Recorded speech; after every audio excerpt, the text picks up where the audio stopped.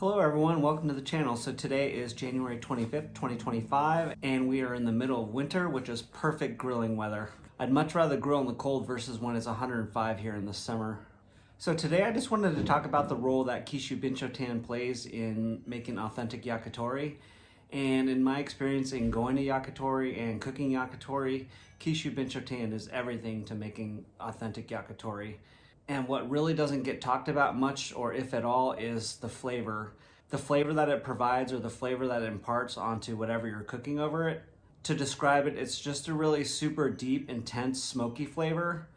And more specifically, the flavor of ubame oak, which is what Kishu Binchotan is. When you do some research on Kishu Binchotan charcoal, mostly what you'll find is that it provides infrared heat and that it burns very hot, and that it's smokeless and odorless, which I think is a little misleading. It's misleading because when fat drips onto the Kishu Binchotan charcoal, the way this charcoal reacts is different than other charcoals. It provides really thick, dense clouds of smoke. And it's the flavor of the smoke from ubame oak that gives authentic yakitori its unique and amazing flavor. And the flavor is nothing like Texas barbecue or what you would expect if you grilled something over a Traeger.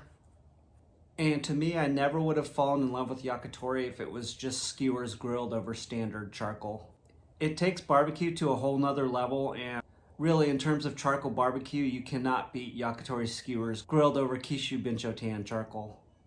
And I'm definitely open-minded to other Binchotan charcoals such as eucalyptus, and I've tried one with no luck, and I'm trying to source another one. Now that I have a little more experience, I'm going to be revisiting Kamitosa Binchotan. So I started going to Yakitori in 2013, and it's a restaurant in San Jose, California called Gaku Yakitori, and they actually have a sister restaurant called Sumiya as well. Both are super good, and they used to use Binchotan charcoal, and I think maybe after 2020, I just went back for the first time last summer, and I think they are using some sort of eucalyptus Binchotan. So again, I am totally open-minded to other charcoals, because if you can replicate this flavor without spending $350 on a box of Kishu Binchotan, I am completely open. So after going to Yakitori the first few times in San Jose, I pretty much fell in love with it and became obsessed with it, and I was trying to get anyone and everyone to go at any chance, and I was probably averaging like 10 to 12 times a year, like once a month. So it wasn't until around 2017 that I decided to try to cook yakitori at home, and my first time was an absolute disaster. So I bought this little conro on Amazon, and I bought some Binchotan on Amazon as well, and I didn't even know it at the time, but it was actually Kishu Binchotan charcoal, but they were just these little tiny pieces. My skewering was atrocious, but I was still excited to get out there and grill, and I don't even think I had one edible skewer. I think every skewer eventually burned and all the skewers fell into the conro.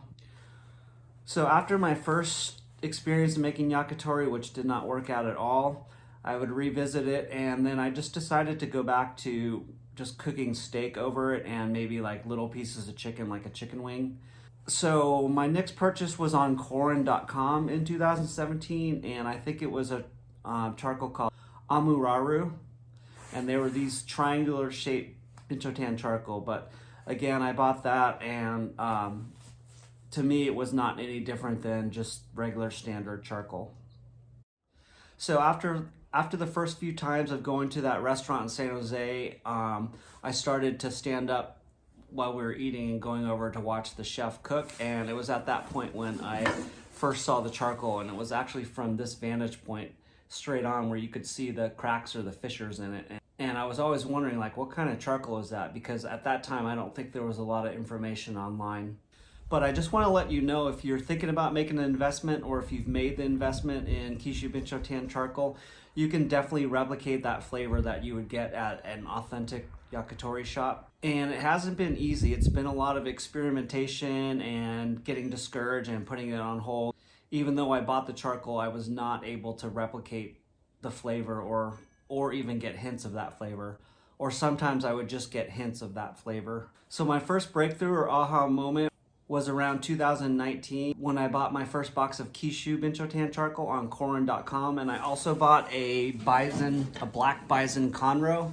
It's this conro here. And this was around a time when I was buying a lot of Snake River Farms Wagyu beef, and I was buying a lot of ribeye steaks, and I think this was their gold grade, which is the highest marbling.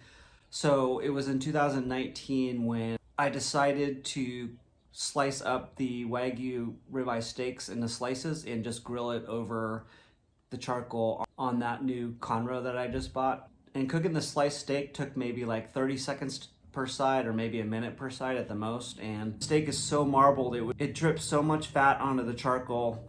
And when I bit into that first piece of sliced steak, it was pretty exciting because I knew I could recreate that flavor at home. And at that time, I probably knew intuitively that it was the fat drippings from the Wagyu beef that created the smoke and the smoky flavor, but I still needed confirmation.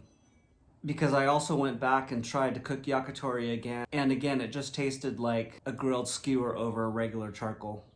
So the next breakthrough moment was in 2019 when I saw an episode of Munchies, and it was in that episode where you saw the yakitori chef baste a chicken skewer with chicken fat, and that was the aha moment that confirmed that basting chicken fat is how you got fat to drip onto the charcoal. And again, in 2019, there was still not a lot of information online about yakitori.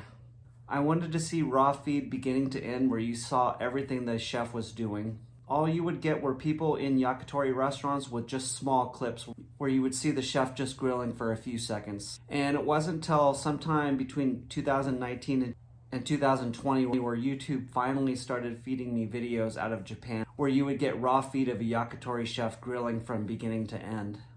And these videos were completely in Japanese with Japanese titles, so I would have never been able to find these videos by searching. So it was those videos that confirm how long they grilled each skewer.